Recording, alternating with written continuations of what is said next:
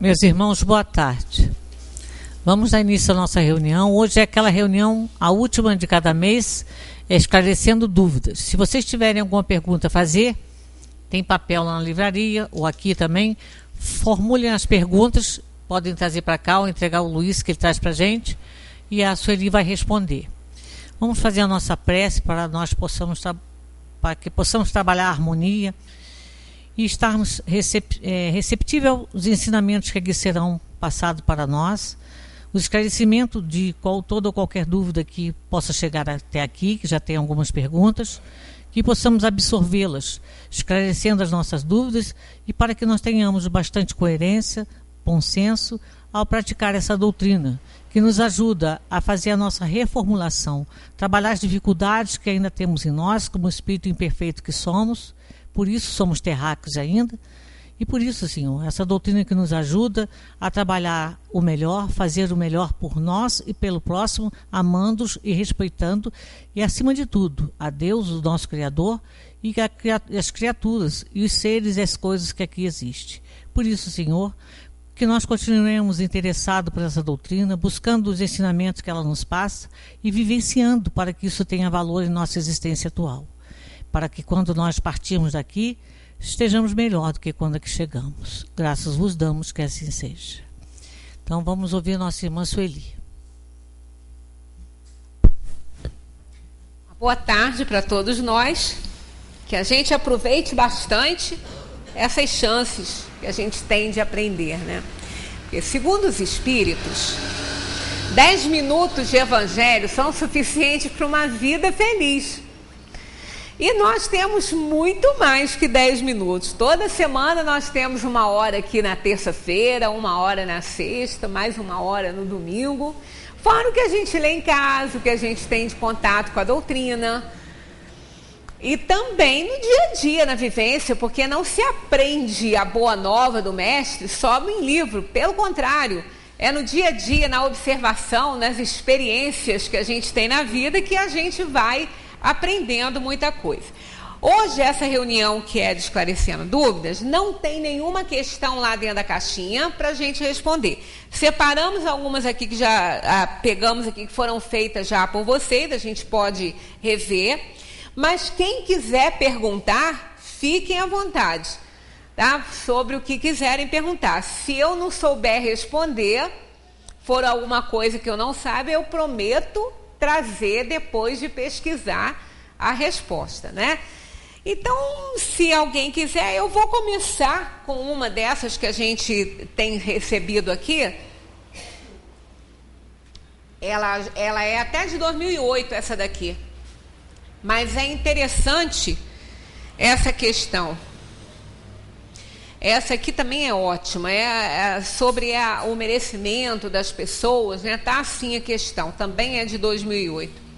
Uma pessoa que está assim em estado bem avançado, que está quase em óbito, num CTI, sem qualquer resposta, apenas ligada aos aparelhos, a família é informada de que se ocorrer um milagre e a pessoa melhorar, esse paciente teria sérios problemas, sérias sequelas, por causa do tempo que já havia ficado ali numa situação em coma, uma situação vegetativa e tudo. A família, sem nenhuma religião, nada fez em termos espirituais, porque não tem religião, não tem envolvimento nenhum, né, com isso. Aqui está um pouquinho difícil de entender, mas é assim. Após alguns dias, a pessoa sai do coma e sem nenhuma sequela e volta para casa. Explique essa situação. Bom, a questão aqui dela tá lá, né, ligada a aparelhos, ela não morreu, ela está viva. A doutrina espírita, isso aqui ilustra muito bem essa questão da doutrina não abonar a eutanásia, né? Porque enquanto a pessoa tiver condições de viver, não houve morte cerebral nesse paciente aqui, apenas não respondia nada, mas não houve morte cerebral. Estava ligada a aparelhos, mas tinha funções, não estavam manifestando pensamentos, porque ela estava em coma, um estado assim bastante, digamos, cataléptico, né? Porque, ou até mesmo letárgico ali, mas não respondia nada. Mas ela tinha funções, tanto que os aparelhos acusavam. Então, uma pessoa que está num estado assim, se tiver a menor possibilidade de vida, e os médicos falavam aqui que ela, por um milagre, ela sairia com graves sequelas, caso ela voltasse, milagre, a gente já corta essa possibilidade. Milagres não existem. Ah, mas existe, eu sei de vários. Não são milagres. O milagre, a palavra conota, ela quer dizer também, ela significa algo inexplicável. Algo que não tem explicação. Então seria um milagre, uma pessoa morta, mesmo um corpo morto, sem já declarado morto mesmo, e está morto, não foi engano médico nem nada disso, voltar a viver. Isso seria uma derrogação da lei da natureza. Milagre é isso, derrogação da lei da natureza, das leis de Deus. Deus poderia fazer um milagre? Poderia. Ele que criou todas as leis, ele poderia derrogar suas leis. Mas por que ele o faria? Para mostrar o seu poder? Não precisaria disso. Porque Deus mostra o seu poder pelo funcionamento da sua obra maior, que é o universo inteiro, perfeito, né? Só com problemas onde o homem botou a mão, porque o que ele criou é perfeito. Então isso mostra o poder de Deus no universo, né? Um grande artista, ele é reconhecido pela sua obra e pelo bom funcionamento da sua obra, e não por derrogar ou quebrar o seu invento e refazer. Se ele fez, ele pode fazê-lo novamente.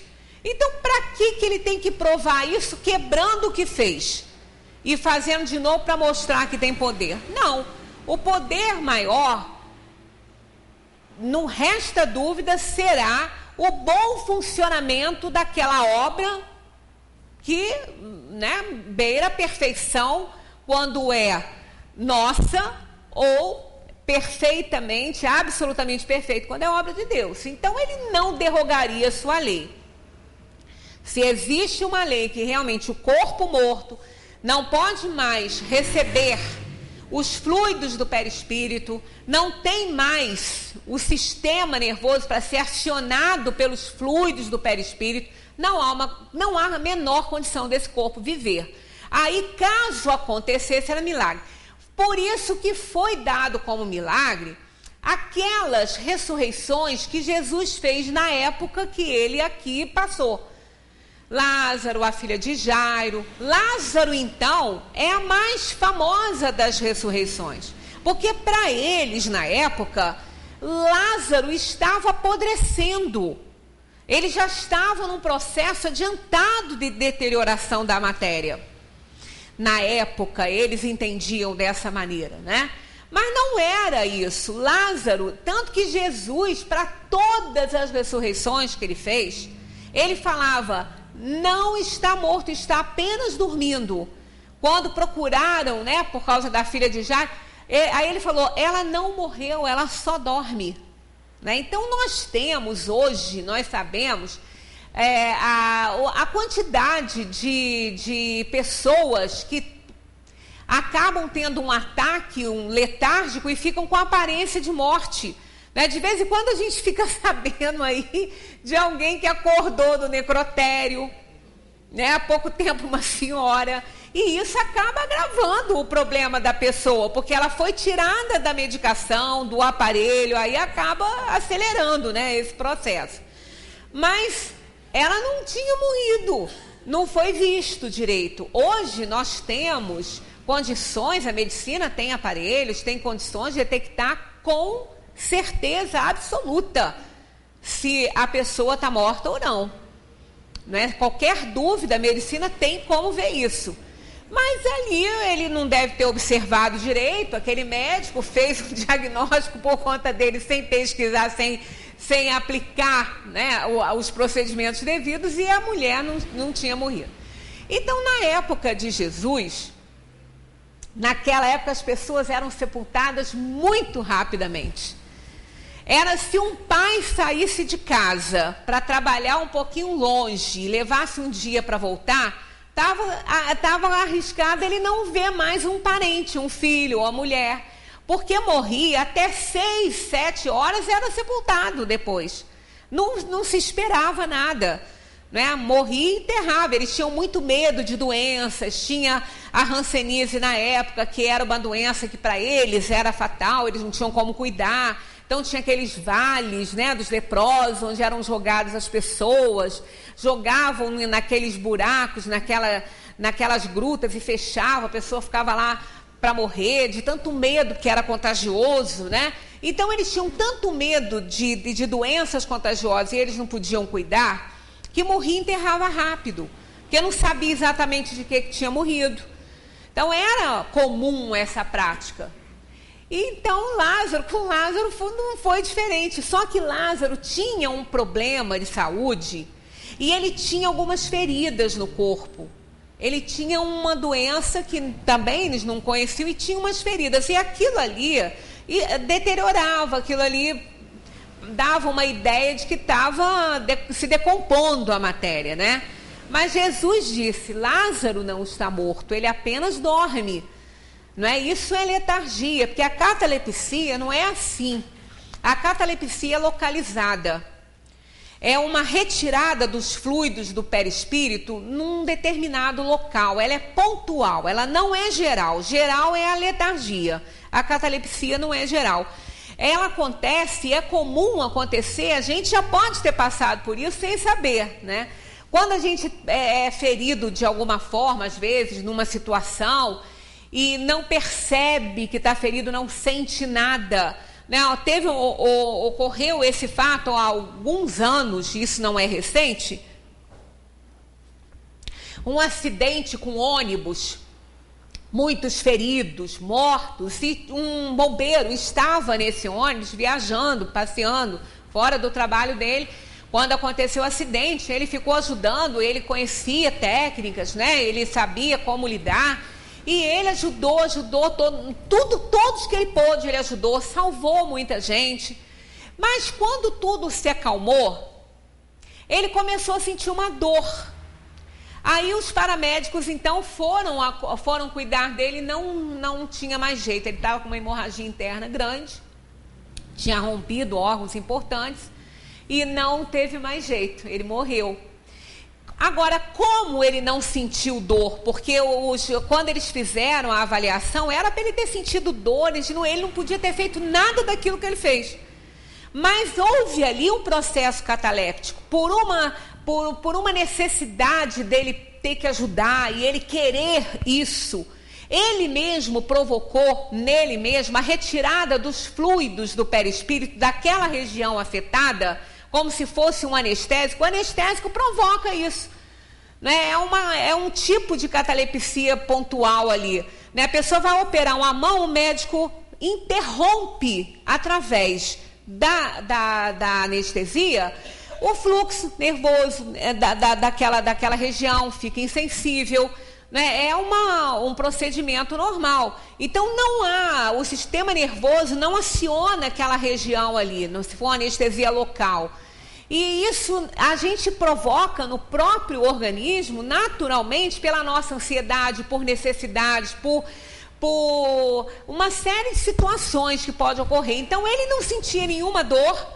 Com a retirada dos fluidos, houve uma diminuição da hemorragia naqueles momentos todos, né? Porque não houve o perispírito, ele liga o espírito ao corpo através dos fluidos do perispírito. Esses fluidos que acionam o sistema nervoso do corpo. É através deles que o corpo funciona. Então, caso haja um fenômeno qualquer e parte dos fluidos seja retirada de uma região do corpo, aquela região fica insensível. E isso é comum acontecer. No momento de ansiedade, às vezes uma pessoa se machuca e outra também, e ela está auxiliando e tudo, ela não sente. Depois é que ela vai sentir. Depois é que ela vai ver que houve ali um ferimento. Então, no caso dessas ressurreições que Jesus fez, não era uma catalepsia, não era nada pontual nem localizado, era geral. Então, é a letargia, né? A diminuição da organização que põe ali, né, a vida em funcionamento, os fluidos são acionados e tudo isso diminui muito. Alguns adeptos de determinadas filosofias provocam isso no próprio corpo, são enterrados vivos, ficam não sei quanto tempo lá, né, sepultados lá e não estão mortos. É que depois eles próprios voltam à vida com exercícios de yoga que eles fazem, que normalmente são orientais fazendo isso. Então isso é possível. Então não houve nem em nenhum momento com o mestre uma derrogação da lei da natureza. Então isso seria um milagre. A pessoa morrer mesmo e depois ela viver. Aí isso seria. Porque não seria explicado pela ciência, não haveria, né, nenhuma explicação, seria uma derrogação realmente da lei. Nesses casos, não havendo a morte do corpo, em qualquer momento, a pessoa pode ser trazida à vida. Por uma necessidade da própria alma, por interferência dos espíritos, ou do próprio, né, da própria alma, do próprio espírito, por uma necessidade kármica, que são N situações que fazem que essas situações aconteçam, que esses fatos acontecem na vida. O fato daquela família não ter nenhum envolvimento com a parte espiritual, não quer dizer que ele não receberia assistência. Não é? Uma pessoa, um filho de um ateu, que mora sozinho com esse pai, digamos assim, se esse filho fica doente ou qualquer coisa, esse pai não vai pedir ajuda a Deus, que ele nem acredita em Deus. Mas não é por isso que aquele filho não vai receber ajuda, que ele não vai ser assistido, né, pelo Criador, na presença dos espíritos encarregados desse trabalho, intuindo os médicos a fazerem um bom trabalho. Então nós não precisamos pedir para recebermos. Isso não é fundamental. Uma pessoa, ela não vai deixar de receber ajuda se o outro não pedir por ela, se ela não pode pedir, se o outro não pedir. Não se trata disso. Quando nós falamos que a prece, o pedido é importante, porque nós estamos fazendo com isso a nossa parte, nós estamos abrindo um canal com a espiritualidade, portanto, facilitando o acesso dos espíritos sobre nós para nos intuir de alguma forma. Isso já aconteceu, até eu já contei aqui esse caso, né? Uma senhora que estava passando muito mal, estava no hospital passando muito mal, e uma irmã pedindo muita ajuda, orando muito, pedindo muita ajuda para ela, e não melhorava, nada funcionava, não dava certo o tratamento, e eles não sabiam mais o que iam fazer, o diagnóstico parecia ser aquele, mas não respondia, né, ao tratamento. Aí num desses momentos que ela está fazendo uma prece, ela recebe uma intuição de que o tratamento estava errado, que a doença não era aquela, que ela estava recebendo tratamento para uma doença que não era. E ela recebeu a intuição inclusive do médico que deveria ser consultado, e que ela falasse a respeito do que ela pensava, né? Tudo isso na hora que ela estava fazendo a prece.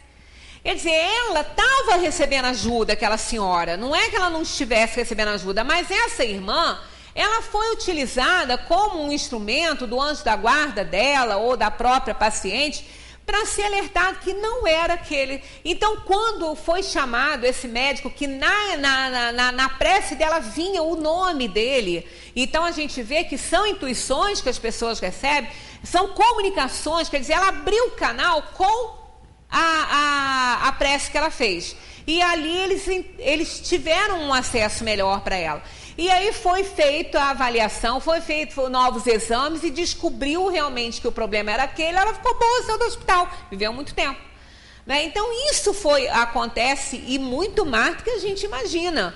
Né? Quando às vezes a gente fala assim que mães têm muita intuição com os filhos, é verdade. Às vezes a gente, quando está com as crianças pequenas, leva um pediatra por causa de uma coisinha que eles tenham, e a gente não consegue aceitar aquilo que o pediatra falou. Aí a gente leva para outro, aí o outro vai verificar melhor, constata que realmente não era aquilo que o primeiro falou. Isso acontece muito.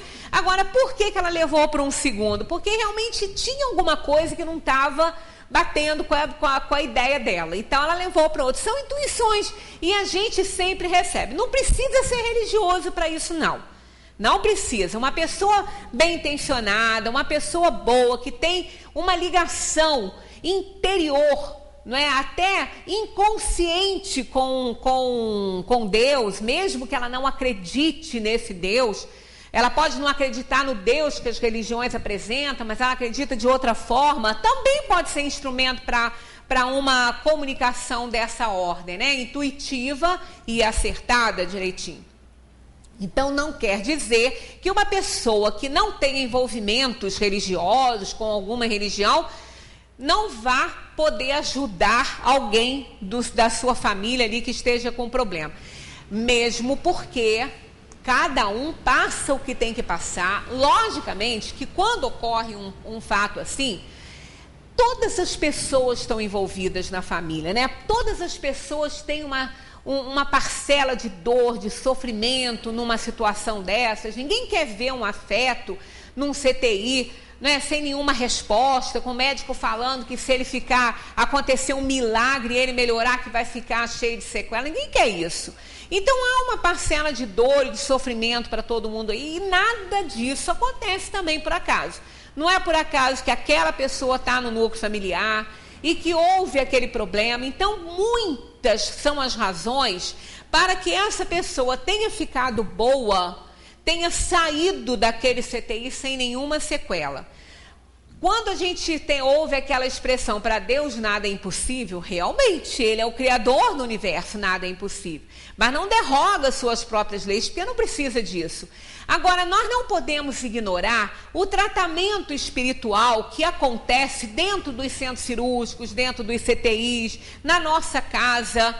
E os médicos bem intencionados, que fazem um trabalho, né, com o coração, com a razão, com aquilo que sabem, mas também se dedicam a isso, são excelentes instrumentos da espiritualidade. E eles estão ali intuindo esse médico. Ninguém está sozinho nesse mundo, na profissão que exerce. Todos nós, quando estamos fazendo algo, nós estamos sendo influenciados por espíritos. Dependendo da sintonia do nosso pensamento, influenciado por bons espíritos, dependendo da sintonia ruim, aí vai ser uma influenciação ruim, né? Então todos nós recebemos a ajuda da dimensão dos espíritos, porque estamos interligados nisso aí, né? Não existe um mundo à parte para os espíritos, a dimensão que é diferente, o mundo é o mesmo. Então nós temos no planeta Terra um mundo material, né? Um mundo, é uma terra, é matéria, mas nesse plano, nessa orbe aí, nós temos a dimensão dos espíritos e a dimensão da matéria. Então nós temos no planeta Terra, né, uma infinidade de espíritos ali convivendo com os encarnados, mesmo sem interagirem com eles. Na maioria das vezes, sim, porque há uma ligação muito grande de energia, mas não necessariamente. Né? Aqui, por exemplo, nesse espaço, nós temos o espaço da matéria, que é esse que a gente está vendo, e a dimensão dos espíritos. Então, uma quantidade enorme de espíritos, com certeza aqui se encontra, não estou vendo nenhum, tá? Mas com certeza se encontra, porque existe a dimensão dos espíritos. Né? Dentro da nossa casa ocorre isso, né? Nós podemos ter família vivendo na nossa casa, na dimensão dos espíritos. sem se comunicarem conosco, sem interferirem na nossa vida e muitas vezes até sem notar a nossa presença ali, sem nos ver. Assim como nós não os vemos, eles também podem não nos ver. Ah, mas como pode isso? Porque o espírito, ele é atraído pela sintonia do pensamento. Muitas vezes a sintonia deles não é a nossa, então eles não vão registrar a nossa presença. Né? Uma vez uma senhora até chegou falando que o filho dela estava vendo espíritos e que ela estava muito preocupada porque ele era um jovenzinho ainda, estava começando a ficar com muito medo dessa situação, mas que era curioso que os espíritos não olhavam para ele, não falavam nada, passavam na casa assim, mas ele não conseguia comunicação. Mas aí eu ainda falei, eles não devem nem estar vendo ele. Né? Houve até um caso que eu já citei aqui, muito interessante, de uma senhora já com uma idade avançada, e é aquela história, né? A idade avançada começa a dizer que está doido, que está ficando maluco, que está vendo uma coisa ou outra, né? Aí ela, preocupada já com o que iriam falar dela, ela chegou para a sobrinha e falou assim, minha filha, olha, eu acho que eu estou ficando maluca, sabe? Mas eu não sei, porque eu não acho que eu estou doida, mas eu estou vendo umas coisas dentro da minha casa acontecerem que eu só posso estar doida, né? Porque eu vejo uma família morando na minha casa. Tem uma mulher, tem um pai, tem uma criança morando dentro da minha casa. Mas as coisas deles não são as minhas. Eu vejo que são diferentes. Eu até ainda achava aquilo estranho e tinha medo que a criança mexesse nas minhas coisas, mas ela não via as minhas coisas, ninguém via. Eles não viam nada meu, mas eu estou vendo eles. Aí ela veio me perguntar, será que ela está doida mesmo? Como ela pensa que está? Eu falei, olha, é muito difícil a gente dizer que ela está ou que ela não está vendo, porque existem várias situações que as pessoas podem, por uma medicação, o efeito de uma medicação, sofrer uma alucinação, né? Existem muitas explicações dentro da ciência. Agora, a possibilidade dela estar vendo uma família espiritual ali, pode acontecer. Não vamos garantir que seja uma alucinação ou que seja um espírito, isso eu não posso garantir. Agora, existe a possibilidade dela estar tendo uma alucinação? Existe, porque ela tomava medicamentos. Existe a possibilidade dela estar vendo uma família lá de espírito? Existe. Então, não vamos... mas aí a gente faz o quê? Eu falei, não estão incomodando ela, deixa para lá, fala com ela. Não estão incomodando? Deixa para lá. Depois disso eu não vi mais, e essa senhora também, acho que ela mudou, ela foi morar com outros parentes, que ela ficou muito mais, assim, doentinha, e aí eu não soube mais nada. Mas então existem essas possibilidades todas, né, que a gente lida com os espíritos, quer dizer, os espíritos estão ao nosso redor. Aquele filme Os Outros, você está falando exatamente... eu estou aqui lembrando daquele filme. Só que os desencarnados tinham medo dos outros, achando que eles eram os fantasmas, né? O desencarnado é que via, o encarnado não via aquela família, né? Tinha acho que só um, né? A garota só que via. Os outros não viam. E os desencarnados viam a família material, a família que tinha corpo material. E eles achavam que eles que eram os fantasmas, né? Aquilo ali dá mais ou menos uma ideia disso aí, não é? Por causa dessa interação e do ambiente. Ali, eles moravam ali, né? Eles moravam ali antes de desencarnarem. Ela matou os filhos, né? E se matou. Então, eles moravam ali. Isso é muito mais comum do que a gente imagina. Né? Acontece realmente. As pessoas às vezes desencarnam e não saem do ambiente com facilidade. Só depois que há um trabalho muito grande, a compreensão da pessoa de que realmente ela não está mais nesse mundo, porque é assim que ela às vezes descobre que morreu. Não vai embora, é projetada para casa porque tem um corpo espiritual, e ali ela começa a falar com os parentes, ninguém responde. ela pensa que ela está sendo ignorada, mas chega um ponto que ela começa a ver que um parente passa por ela e ela não foi obstáculo, né? Porque não tem mais matéria. Aí começa a perceber que tem alguma coisa errada. Aí tem um espírito protetor que não nos larga em momento nenhum, né? Tá sempre para mostrar quando ocorre que bate a dúvida naquela alma, para que ela não tenha um choque fluídico de repente, né? De repente eu viro para a Valda e falo assim: aqui, você morreu, você não está mais no mundo. Ela vai ficar maluca, que ela falou: eu morri? Como eu morri? Ela vai entrar num estado de perturbação. Ela está aqui sentada, está se vendo aqui sentada, eu estou falando para ela que ela morreu. Então não é assim que eles fazem, né? Os espíritos não trabalham dessa maneira. Eles vão gradativamente mostrando à alma que tem alguma coisa ali errada. Então essa alma que estava no CTI, esse espírito encarnado, né? Essa alma encarnada que estava ali no CTI, ficou boa, saiu e não houve nenhum milagre. Simplesmente houve uma recuperação, havia uma necessidade, até mesmo para balançar as estruturas dessa família, que não acreditava em nada, que nada para eles existia além da matéria. E aí começa a questionar, porque o médico tinha dito que só por um milagre, aí vai começar a querer saber o que é milagre, como aquela pessoa saiu e não teve nada. Então começa a balançar as estruturas filosóficas de uma pessoa quando ela passa por uma situação assim, né? Todo mundo que passa por um fenômeno que aparentemente não tem explicação, ela quer explicação.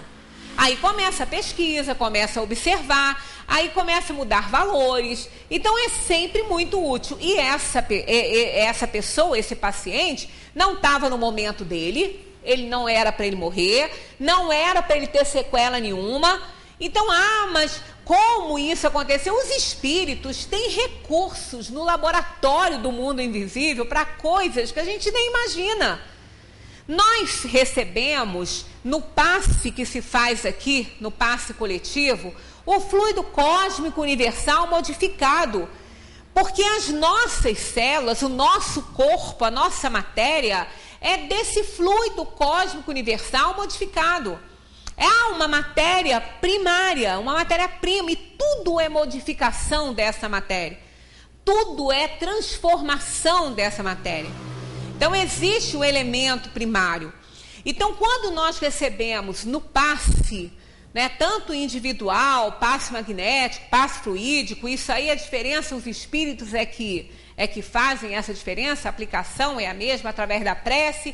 A gente pede, né, doar um material que a pessoa esteja precisando, e isso é sempre feito. São fluidos que os espíritos trazem para modificar, para substituir células doentes por células saudáveis. Então, essa pessoa que estava no CTI, ela não estava só com o trabalho dos médicos do plano material, ela estava também com um trabalho do plano espiritual. Quer dizer, até para os próprios médicos que estavam ali lidando com aquela pessoa, começarem a questionar que existe uma força além da deles, que existe algo que vai além daquilo que a gente pode ver, daquilo que a gente sabe, né? E começar a balançar realmente as estruturas filosóficas de todas as pessoas envolvidas. Então, existe sempre uma razão para que isso aconteça.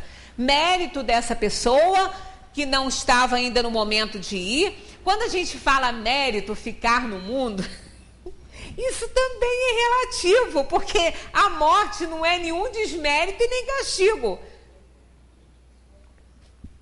Em determinadas situações, a gente já até falou uma frase assim: graças a Deus que fulano não está nesse mundo para ver isso. Não dá? Já não falamos isso? Só que está vendo tudo, só não está no mundo. Só não está na matéria, mas está vendo tudo. Porque os nossos afetos desencarnados não ficam distantes de nós. Eles participam da nossa vida, dos acontecimentos na nossa vida. Nem sempre podem nos ajudar, melhor dizendo, até, na maioria das vezes, não podem. Por isso que a gente tem que parar com essa ideia de querer ficar pedindo ajuda para quem morreu. Né? Fulano morreu, me ajuda. Não façam isso, porque a gente não sabe qual é a condição desse espírito. se ele já pode ajudar, se ele não pode ajudar. Vamos pedir ajuda a Jesus, vamos pedir ajuda a Deus, que ele, através dos seus auxiliares, dos espíritos encarregados desse trabalho, com competência, vão fazê-lo.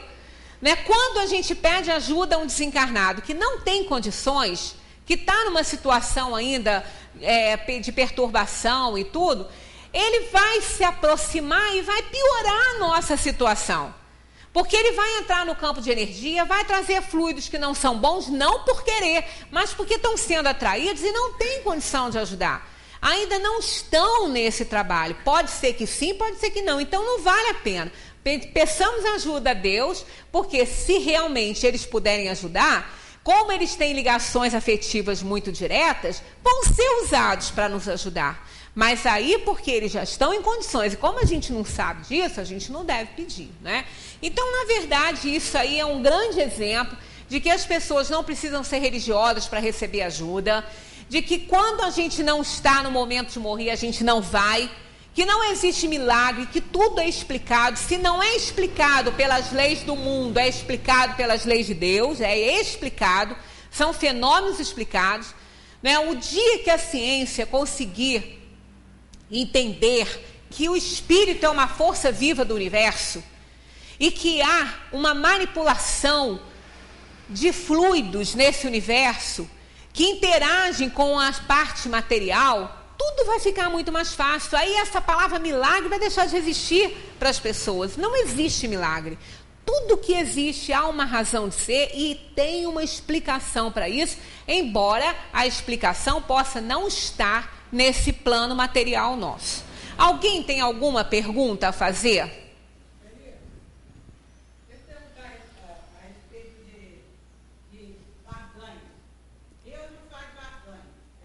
Aí quando a pessoa pede um santo, qualquer santo, uma graça, faz uma promessa. Se eu receber isso, eu vou fazer isso. Olha, ela quer saber se realmente essa questão da barganha espiritual, se eu ficar boa disso, eu ofereço isso, eu faço esse sacrifício, né? Quando? Tem gente que recebe a graça, tem gente que não recebe a graça. Aquele que não recebe a graça não paga a promessa. Eu tenho uma conhecida que o pobre do Santo Antônio ficou de cabeça para baixo dentro do copo anos e anos e anos. Ela falou, não tiro, eu não casei, vai ficar lá, mergulhado, afogado.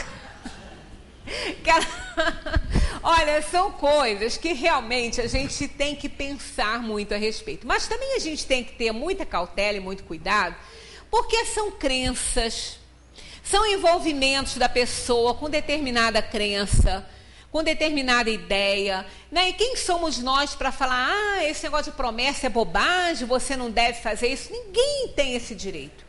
Cada um é que sabe, abraça a sua filosofia. Se na filosofia tem essa atividade, a filosofia que ela abraça tem essa atividade, ela entende dessa maneira, mas vamos pensar na explicação do Espiritismo, né?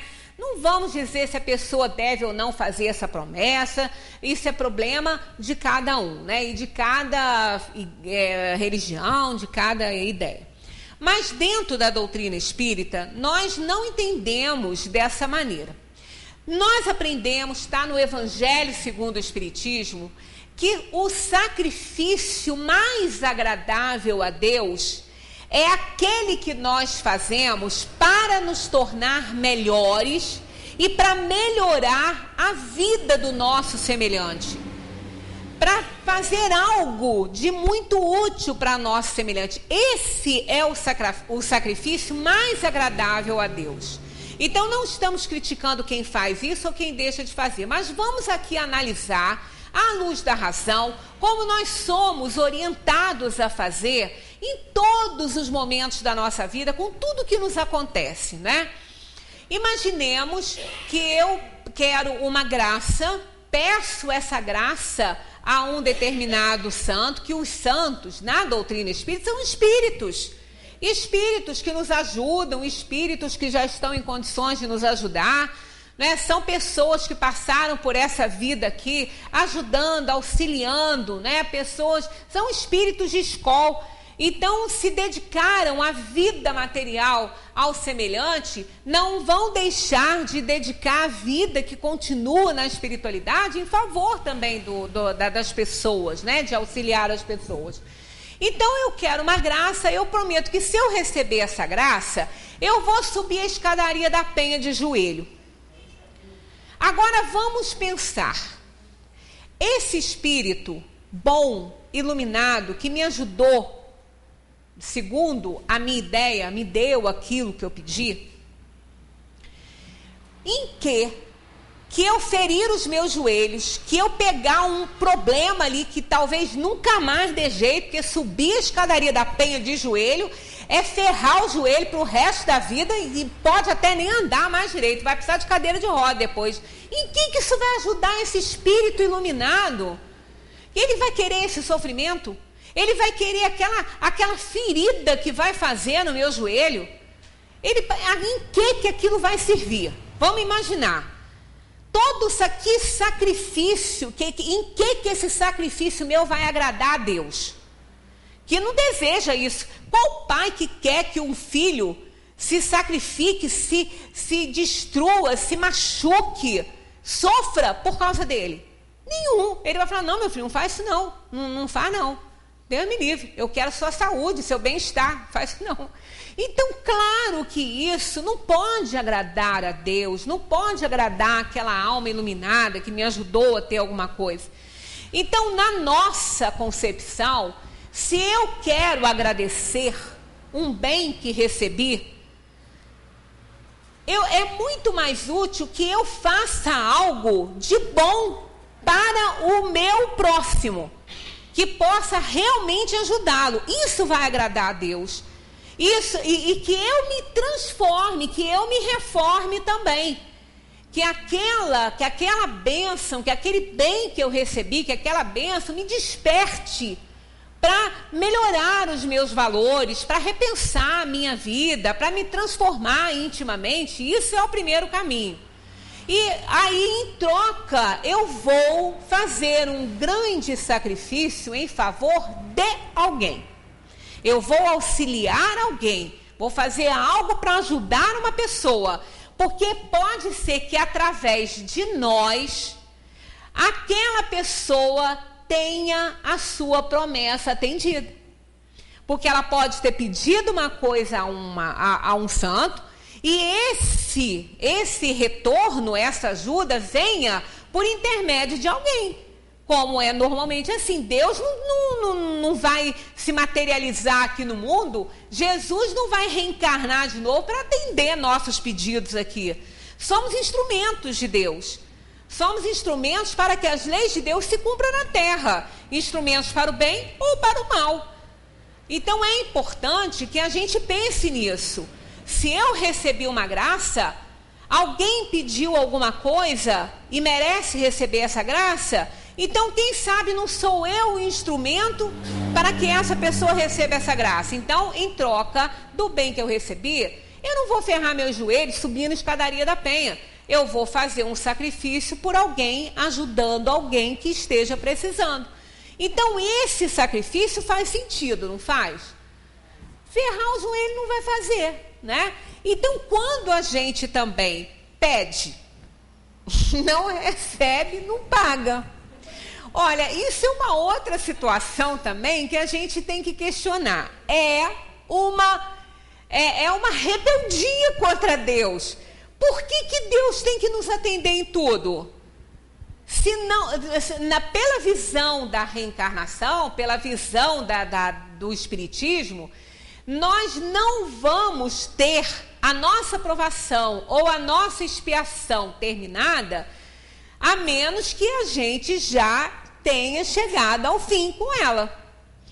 A ideia de karma que o Espiritismo traz para nós é muito diferente da ideia do karma que os nossos irmãos hindus entendem. Eles entendem karma diferente. Não digo todos, né? Porque pode ter várias diferenças de pensamento, né? Mas a maioria entende que é uma coisa que eu tenho que passar que não tem jeito. Então eu me entrego à dor e aquele sofrimento com uma resignação acomodada. Né? Porque falamos sobre resignação e ela não tem nada de acomodação, né? É luta para melhorar. Mas aí ela fala assim, a gente às vezes até ouve isso assim, fulano está passando por isso, mas não esquenta não, é karma mesmo, ele já se conformou. Não é por aí, não é? Karma é uma palavra que em sânscrito ela significa ação. Ela é movimento, é ação. Então, o espírito traz para o plano material, na escolha das provas que ele fez, um conjunto kármico aí, um conjunto de ações que ele vai ter que cumprir. Ou provas ou expiações ele tem que cumprir. Mas não significa que ele tenha que sofrer para o resto da vida dele, até terminar a vida dele na Terra. Um karma não tem que durar uma vida inteira. Um karma tem que durar o tempo, né? Aquela ação de dor e sofrimento, ela tem que durar o tempo necessário para que a pessoa resgate o seu débito. Uma pessoa que pediu um empréstimo bancário, chega um momento que vai acabar esse empréstimo, ela está pagando. Agora, foi em 20 prestações, quando chegar na 20ª, ela não vai dever mais. E a vida dela vai continuar. Então, a nossa dívida com a espiritualidade também é assim. Chega um momento que ela é paga. E a gente não vai mais sofrer. Um exemplo disso excelente está lá no Evangelho, que é daquela mulher que sofria de hemorragia havia 10 anos. Ela já tinha dado toda a sua fortuna, ela já tinha gasto o que tinha e o que não tinha, e não ficava boa. Aí, quando o mestre vai fazer uma pregação na sua cidade, ela acha que se ela tocar as vestes de Jesus, ela vai ficar boa. E ela vai a esse encontro e ela consegue botar a mão nas vestes do mestre. Aí ele pergunta aos discípulos, quem me tocou? Aí os discípulos falam, mas mestre, muitos te tocaram. Aí ele falou, mas alguém me tocou diferente. E ele parou e viu que era aquela mulher que o tinha tocado de forma diferente. Essa forma diferente é tocar com amor, com gratidão, né? Com resignação, não por apenas querer algo, né, que não esteja merecendo. Então, Jesus vira para ela e fala, mulher, a sua fé te curou.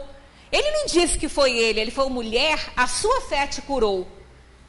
E ela nunca mais teve nada.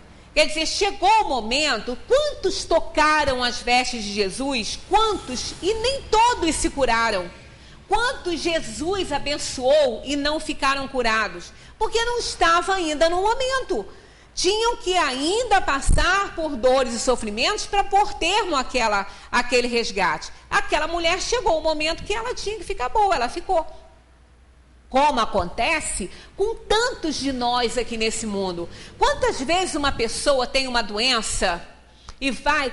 É muito engraçado, quer dizer, de graça não tem nada, mas assim, curioso, quando a gente vê esses casos acontecerem, fazem a gente pensar. A Discovery tem um programa chamado Enigmas da Medicina.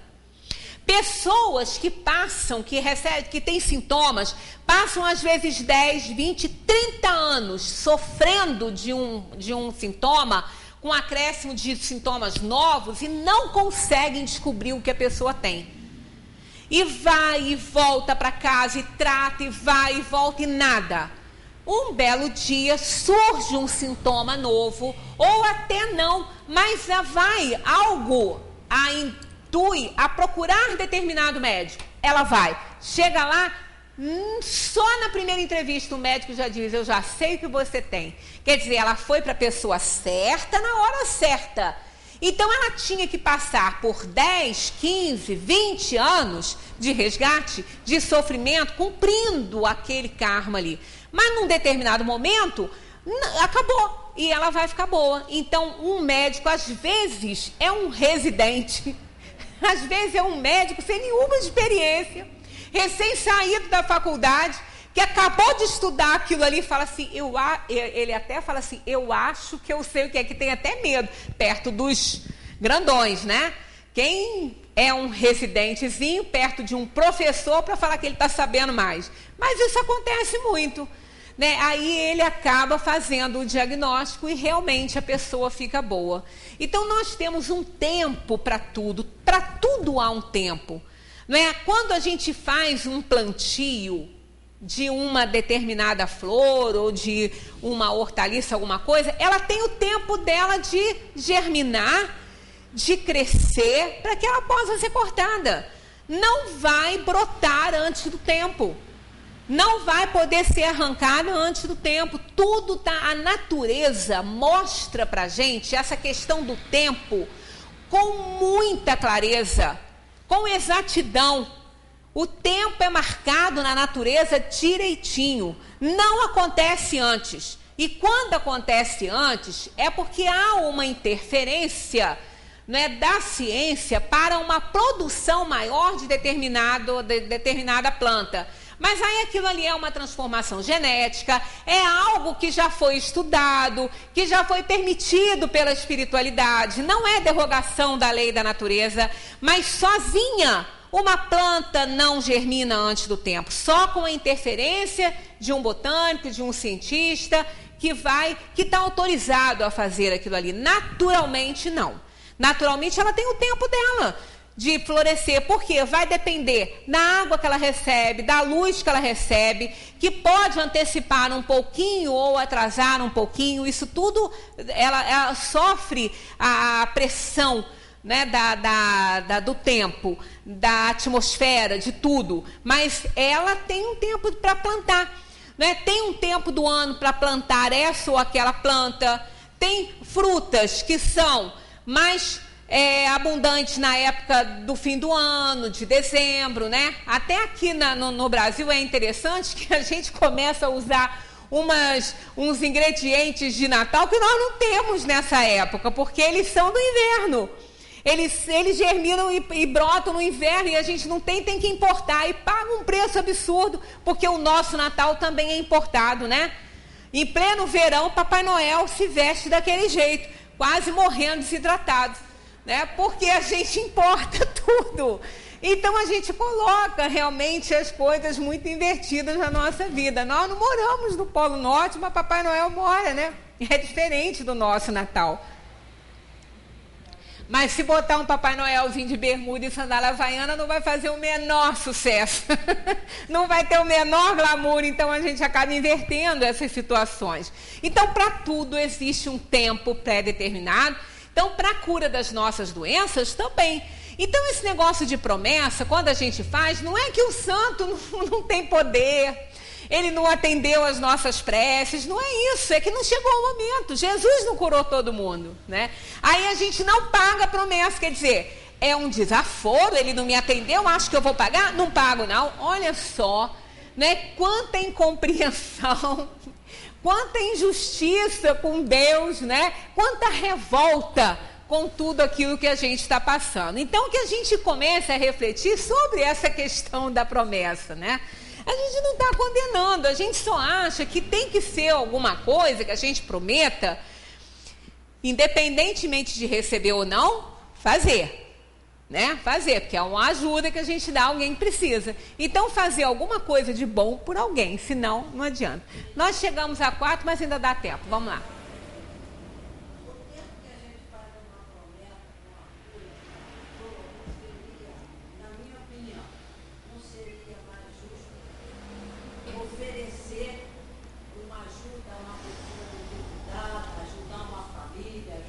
Não, mas foi o que a gente acabou de falar. Pois é, mas foi o que a gente acabou de falar, né?